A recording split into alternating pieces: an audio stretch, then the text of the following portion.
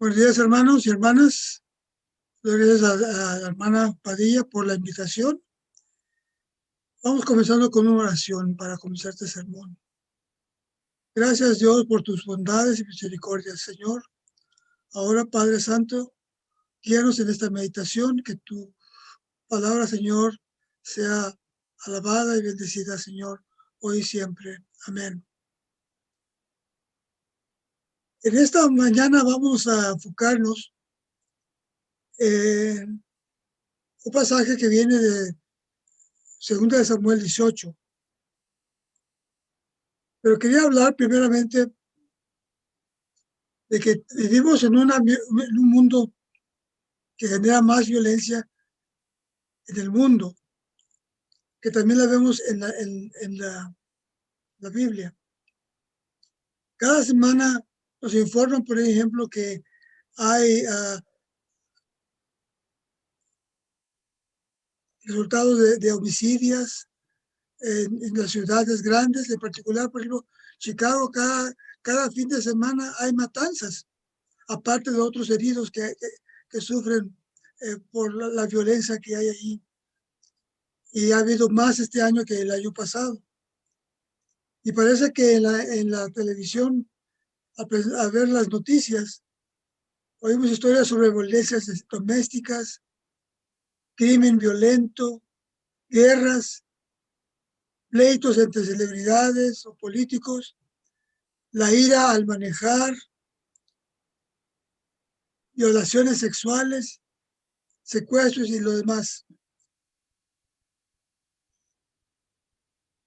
Esto no es algo nuevo en el mundo, pues lo vemos también en la Biblia. Y en el pasaje de esta mañana vamos a ver el capítulo 18 de 2 Samuel. Vemos una historia trágica hasta cierto punto acerca de David. David era un rey bueno, pero también tenía otra parte no muy buena. Y esa es parte de la que vamos a ver ahora, algunas de sus flaquezas.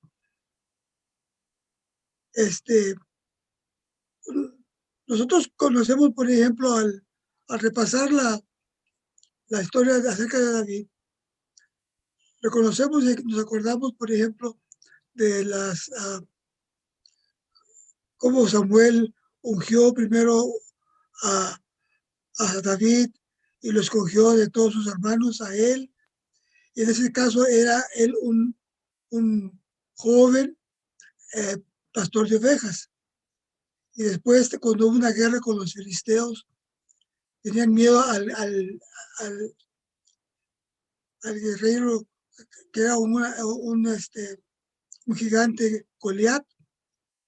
Y él dijo, pues yo me enfrento con él, le quisieron poner el armamento y él no dejó, y solamente con una onda la agarró y le tiró unas piedras y lo mató. Ahí comienza la historia de violencia en la vida de David, violencia contra humanos. O sea, después vemos que David trabaja con Saúl, pero después se aleja de Saúl porque Saúl lo quiere matar, el rey Saúl. Y entonces se vuelve un guerrillero de los filisteos. Los filisteos creen que están matando a los israelitas, pero realmente están matando a otras gentes vecinas.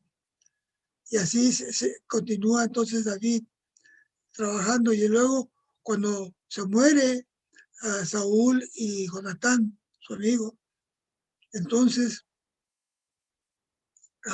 David se hace el rey, se vuelve el rey, segundo rey de Israel, y entonces trata de unificar las tribus del norte y las del sur, pero hace primero su capital en Hebrón, y luego, pero él quiso entonces conquistar a Jerusalén, conquista a Jerusalén, ¿okay? Y entonces establece la capital de la nueva nación y sigue unificando a su patria, a su pueblo con Jerusalén como la capital. Después vemos él sigue con guerras con otras gentes, porque sigue defendiendo su nación. Luego vemos una historia muy interesante acerca de David, que estaba él en su palacio un día, una tarde, y viendo hacia afuera la alcoba, entonces vio allá más abajo una mujer muy buena, muy bonita, muy hermosa, bañándose. Y entonces la deseó. Y entonces mandó buscar y pedirles quién era esa mujer. Y cuando le dijeron, les dijo, tráigame a esa mujer. Y Betsabé vino a visitar entonces al rey a su palacio y allí la violó. Y después de violarla, la dejó irse a su casa. Poco tiempo, Betsabé entonces se quejó con el rey, mandó decirle que estaba embarazada de él, porque su esposo, ella era casada con Usías, y entonces el rey mandó traer a Usías para que se acostara con su mujer, y así él no dijera que era del rey David. Pero el soldado no quiso acostarse con su mujer porque dijo, ¿cómo voy a acostarme con mi mujer si acaso mis compatriotas están en el campo? Y se acostó, no quiso irse a su casa. Así que por fin lo regresaron a la batalla con las instrucciones que lo mandaran al frente, y ahí en el frente entonces que lo dejaran que los enemigos, los filisteos, mataran a Usías. Y después de que lo mataron, entonces el rey David se casó con Betsabé para hacerle una de las 19 mujeres, esposas y concubinas que tuvo David. No, fue un acto violento, ¿verdad? No solamente violencia contra Betsabé, pero violencia también contra uh, su soldado Usías, esposo de Betsabé. Pero Natán, sabiendo de esto, fue y lo confrontó a David. Y entonces David se arrepintió. Dios lo perdonó, pero entonces Natán le dijo que la violencia continuará en tu familia. En el capítulo 12, versículo 10. Así que la violencia siguió en la familia de él, porque uno de sus hijos, que esa es otra historia, también encontramos en 2 de Samuel, antes del pasaje Amnón, uno de los hijos de David, se enamoró de su media hermana llamada Tamar. Tamar era hermana carnal de Absalón, y entonces buscaba cómo hacer que se acostara con él, y un día la atrapó en su cuarto y la violó. Y entonces, cuando supo Absalón de eso, se enojó bastante, mucho, pero lo que sucedió es que el rey David no quiso castigar a Amnón. Así que Absalón se aguantó, por 2 años se aguantó. Pero entonces invitó a todos los hijos de David a su casa un día para un banquete especial. Y en el banquete, entonces Absalón, hermano de la violada Tamar, entonces mató a Amnón. ¿Okay? Y entonces Absalón se huyó del palacio de allí y se fue con sus abuelos paternos para que no lo hiciera nada David. Por fin, la historia dice que se regresó a su casa, al palacio, ya en paz, pero la riña entre David y Absalón siguió, porque Absalón se dio cuenta al estar fuera que no toda la gente estaba de acuerdo con David, como gobernaba David. Y entonces buscó Absalón rebelarse contra David, su rey, para tumbarlo del trono y entonces él asumir el trono, porque era uno de los mayores. Y entonces comenzó una guerra entre David, las tropas de David, el rey David, y las tropas de Absalón. Pero David tenía un general muy bueno para la guerra, muy buen organizador. Y entonces, entonces, en una batalla, entonces el pasaje que hablamos, que se leyó, ¿okay? Es donde David entonces les dice a Joab, que es el general, y a las otras gentes, a los otros que vinieron líderes con él, les dice que traten benignamente al joven Absalón. O sea, no traten duro o traten con consideración. Hay diferentes traducciones. O sea, que no, aunque es algo ambiguo, no quería que hubiera daño en Absalón. Y entonces cuando vino la batalla, 20,000 hombres de los dos lados murieron. Y entonces Absalón, ya retirándose de la batalla, él era un joven grande, fuerte, valiente, pero tenía un pueblo muy largo. Entonces iba con una mula y entonces al pasar por una rama de un árbol encino, sus cabellos se pescaron por el viento, se pescaron en la rama y se quedó colgado y no pudo descolgarse. Y entonces la tropa de David se dieron cuenta, los soldados de David, y fueron y dijeron a Joab, el general. Cuando vino el general, entonces Joab vino y le metió 3 dardos, dice la escritura. Y entonces los otros soldados lo rodearon y le acabaron de matar, picoteándolo con lanzas. Y entonces le mandaron las noticias a David. Y esa es parte del pasaje que también que se leyó. Entonces, David estaba con 2 papeles. Era rey, pero era padre también del rebelde Absalón. Y cuando llegó el mensajero, le dijo, ¿cómo sucedió? ¿Qué pasó? Y entonces el mensajero primero dijo, pues, mi señor, sus tropas han ganado, los enemigos han sido derrotados. Sí, sí, pero mi hijo, ¿cómo está? Dijo, pues su hijo le pasó lo mismo que los demás, fue derrotado también. Entonces se dio cuenta que había muerto, a pesar de que David le había dicho claramente a Joab que lo tratara benignamente o con consideración. Joab desobedeció al rey David y lo mató a Absalón. Y David no le dijo nada a Joab, porque él confiaba en Joab, él dependía en Joab. Joab era un buen rey, un buen general. Y Joab lo hizo realmente porque él quería la paz. Y dice, mientras que viva Absalón, no va a haber paz. Y sí, al matarlo, se acabó la rebeldía.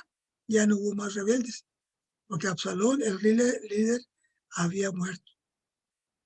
Pero entonces, dice la escritura, en el versículo 33, dice, al subir entonces a su cuarto, el rey David decía, ay, Absalón, hijo mío, Absalón, ojalá hubiera muerto yo en tu lugar.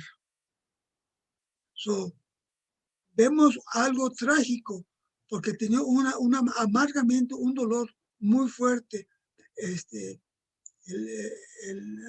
rey David. La muerte de su ser amado, como un hijo o esposa, puede traer mucha angustia, mucho dolor, un pesar, un lamento. Nosotros podemos entender el sentimiento, el duelo la pena que tenía David. Él prefería verse muerto, él, que en lugar que su hijo.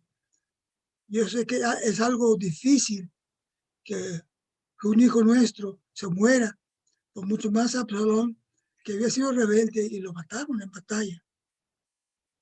¿Cuántos de ustedes, hermanos y hermanas, han perdido un ser amado? ¿Mm? ¿Cómo se sintieron al recibir esta noticia? ¿Right? Piensen en ese, traten de recordar ese momento cuando recibieron eso. Yo recuerdo cuando mi esposa estaba trabajando, yo también, y su madre, mi suegra, falleció de un ataque al corazón. Yo recibí la notificación. A mí me llamaron una de mis cuñadas. Yo me esperé hasta que llegara mi esposa y entonces la llevé a la recámara y entonces le dije, mamá ha muerto repentinamente el corazón. Cuando oyó esas palabras, dijo, no, y se cayó al suelo, casi desmayándose, y empezó a llorar y llorar y llorar. Esa fue la reacción, la respuesta que tuvo a mi esposa.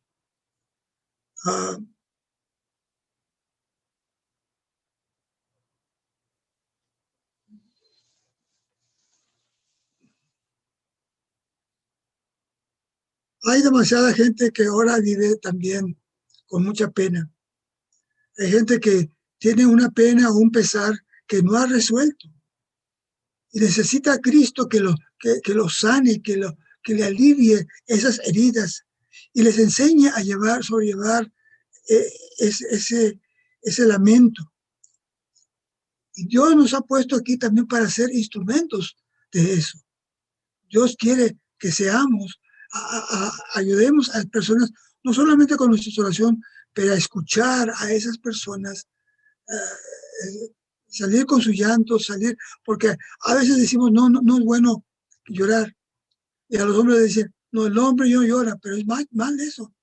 Porque hay hombres que lloran, hay unos de dolor, otros de pesar, otros de alegría, otros de enojo. El hombre puede llorar, no tiene que ser mujer para llorar. Así como también lloró el rey David al oír su hijo morir. La otra cosa que aprendemos de este pasaje, una de las cosas que aprendemos es que el llanto, el dolor, es algo muy, muy común de nuestra vida diaria. Y necesitamos entonces dejar que Dios, a través de Jesucristo, nos sane esas heridas. Es la única manera que podamos seguir adelante en nuestras vidas. El otro punto creo que yo quería hacer en este sermón es que en esta historia, entonces, vemos claramente cómo el modelar, o sea, el que otros vean violencia, entonces la violencia continúa. Es un ciclo de violencia, que es lo que hubo, que lo que pronosticó Natán se cumplió, porque David mismo había creado ese ciclo. Es lo que sus hijos habían visto de él. Cuando Amnón mató o violó a su hermana, no quiso hacerle nada a su hijo. Y esto sembró el sentir de venganza, de enojo en Absalón. Y por fin la semilla creció y mató a su propio hermano. Y no solamente eso, sino creció para entonces enojarse con su padre y tratar de matarlo, o sea, destronarlo, quitarlo del poder. Y entonces por eso vino la muerte. O sea, el ciclo de violencia sigue adelante. Y porque personas que sufren abuso, por ejemplo, de los niños o cuestiones jóvenes, tienden a seguir ese mismo patrón. Si un niño crece con violencia, un joven ve la violencia en su casa, ese joven o esa joven va a continuar siendo violento. Y cuando tenga hijos, lo va a tratar igualmente. Sigue ese ciclo. Niños pequeños, por ejemplo, tienden a remedar, a imitar las palabras, las actitudes, las maneras de portarse, de tratarse, de responder a crisis. Por ejemplo, cuando mi esposa estaba enseñando kinder, los niños pobrecitos llegaban de su casa, algunos de ellos tratando de golpear a otro niño, porque eso era la manera que trataban a sus hermanitos. Y mi esposa tenía que calmarlos y decirles, en tu casa puede hacer eso, pero aquí no. O decían maldiciones, porque su mamá y o la demás gente, es todo lo que oía. Pero entonces decía, bueno, en su casa puede, su mamá puede decirles que pueden hacer así, pero aquí la señora Palos no los va a dejar. Y tuvieron que aprender que allí en su clase, en ese cuarto, no podían hacer eso. Los niños aprenden costumbres violentas de los adultos. Ellos no nacen así. Cristo vino a sanar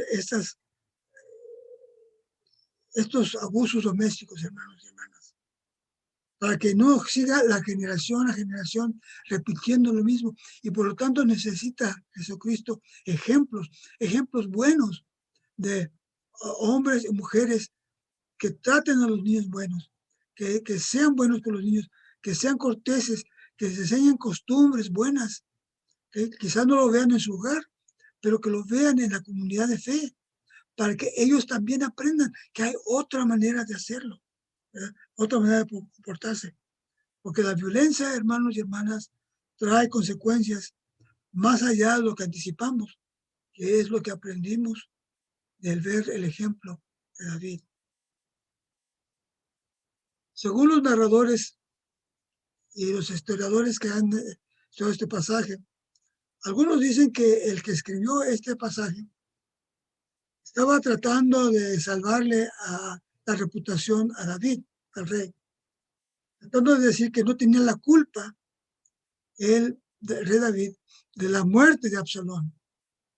Bueno, directamente él no mató a Absalón, pero él creó un ambiente que siguió manteniendo ese ambiente que lo llevó a hacer lo que hizo Absalón. So, no hay que negar lo que es real y verlo tal como es. La rebeldía de Absalón surgió de la violencia que había visto ya en su hogar. A pesar de su pesar, el lamento y el dolor de David no podía restaurar a Absalón. A pesar de que se había tratado de restaurarlo o unirlo, ya el mal se había hecho. Pero lo bueno, hermanos y hermanas, es que podemos decir que en Jesucristo sí hay restauración. Cristo sí puede restaurar a personas, aún personas violentas. Dios las puede perdonar y no solamente perdonar, pero también cambiarlas, transformarlas en gente nueva, con nuevas costumbres, con nuevas palabras, con nuevo testimonio. No, a veces las personas, aunque cambien, a veces siguen sufriendo, sufren las consecuencias de su pecado. Yo conocí a un hombre que trabajaba, tomaba drogas cuando estaba joven. Ya después se convirtió y se hizo un predicador laico, pero murió muy joven porque las consecuencias de las drogas por fin lo mató, a pesar de que se había convertido. El mal, la violencia, trae consecuencias, hermanos. Pero con Dios, la muerte y la violencia no tiene la contestación final. Dios puede restaurar, Dios puede transformar y Dios quiere hacer eso con todos nosotros. Oremos al Señor. Gracias, Dios, porque, Señor, tú estás con nosotros en este mundo violento. Ayúdanos, Señor, a buscar para cambiarlo, a ser instrumentos de tu paz y de tu gracia. A que tú, Señor, puedas sanar a aquellos que lloran, a aquellos que no han resuelto su pena, Señor, su dolor, al perder un ser humano, un ser amado. También, Señor, suplicamos que tú ayudes a aquellos que están batallando cambiando sus costumbres. Dales tu gracia santificadora para que ellos vivan cambiando poco a poco, Señor, con tu ayuda y con tu gracia santificadora y justificadora, porque te suplicamos en el nombre de Cristo Jesús. Amén.